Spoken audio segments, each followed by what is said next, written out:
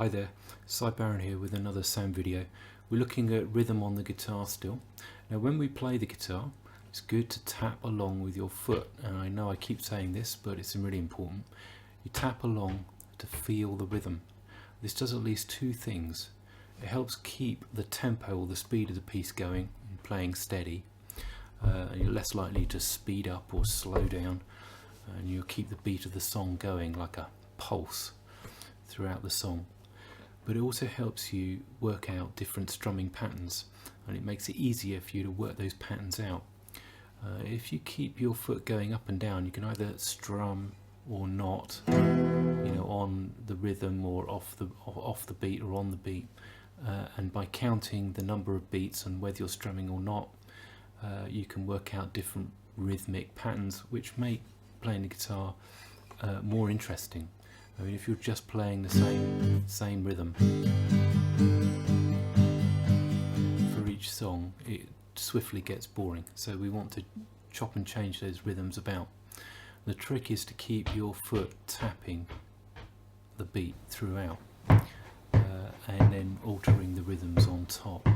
Now, what we're doing here, the song, is we're playing in what's called 4/4 time or standard time. And that's 4 beats to the bar. And I'll tell you what a bar is in a minute, but 4 beats, just we're counting 1, 2, 3, 4, 1, 2, 3, 4. There are 4 beats, and we give each beat a number. Now, a bar is just a collection for the purposes of this. It's just a collection of beats. So there's 4 beats to the bar in the song that we're playing at the moment. So you count 1, 2, 3, 4, 1, 2, 3, 4. Each time you reach 4, you go back to the beginning. And each of those sets of numbers is called a bar. But we want to split each beat in the bar into 2. And so what we do is we count, for each beat we count twice. And the way we do that is we count a number for the first part of the beat, 1. And then for the second part of the beat we count an and. So it's 1 and 2 and 3 and 4 and 1, back to the beginning. Now when we're tapping our foot, the way to mark those beats and the splits in the beats is by tapping your foot, and every time the foot goes down you count a number, say 1 or 2, and every time the foot comes up for the next tap you say and. So it's 1 and 2 and 3 and 4 and don't forget that last and at the end of 4 before you go back into 1.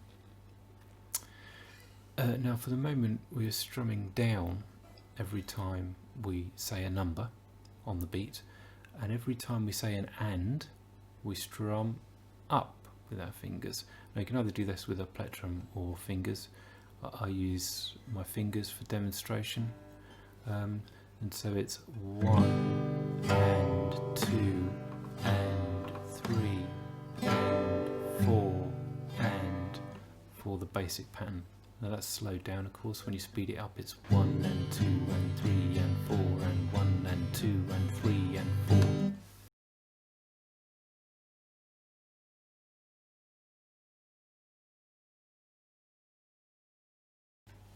So let's try first basic rhythm.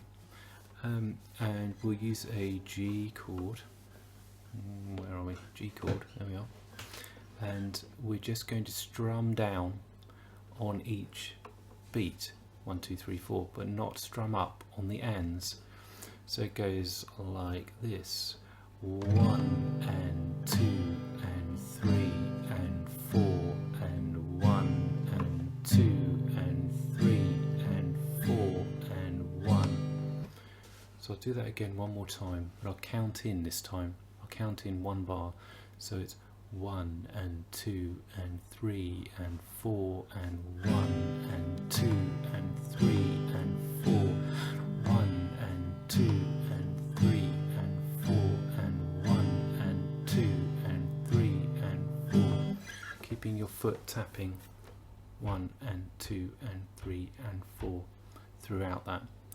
Okay, let's move on to the next rhythm, which is the one I showed earlier, which is strumming down and then up.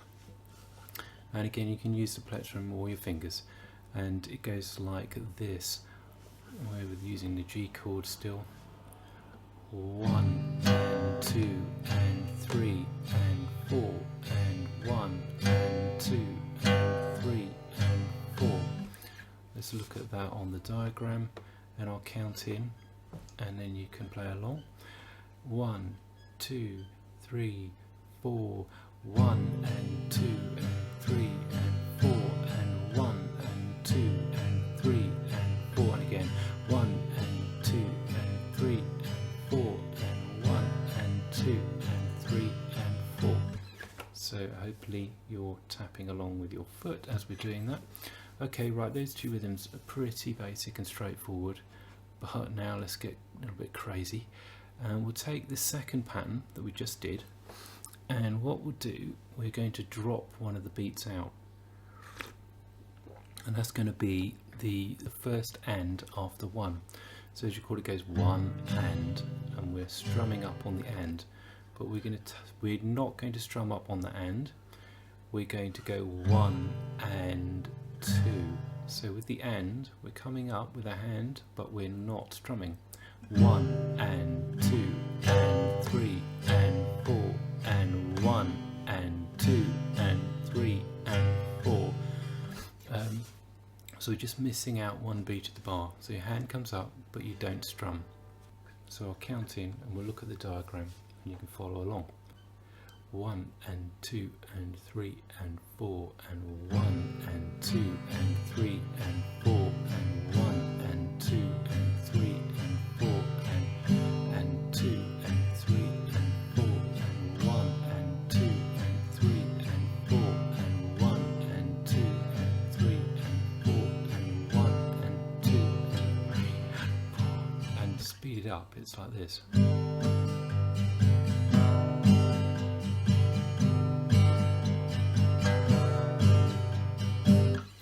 Which makes it a little more interesting when you're strumming your guitar. But let's try something else. So what if we also remove the up strum on the and after beat 4? Sounds like this.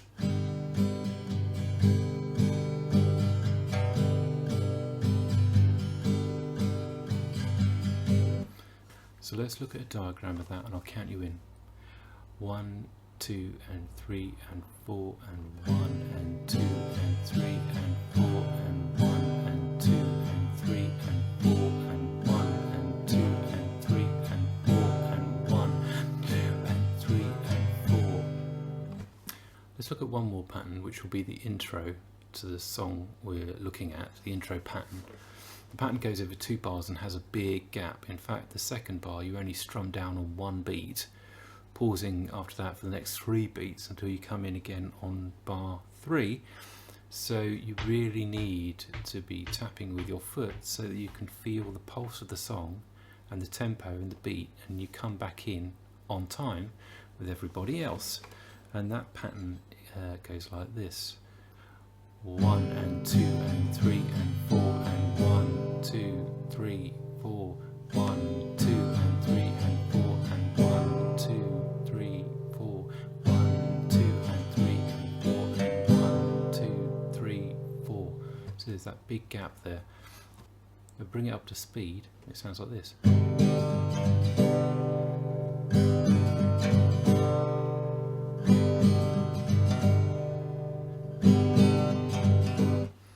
In the song, we start on the D chord. The introduction to the song goes like this.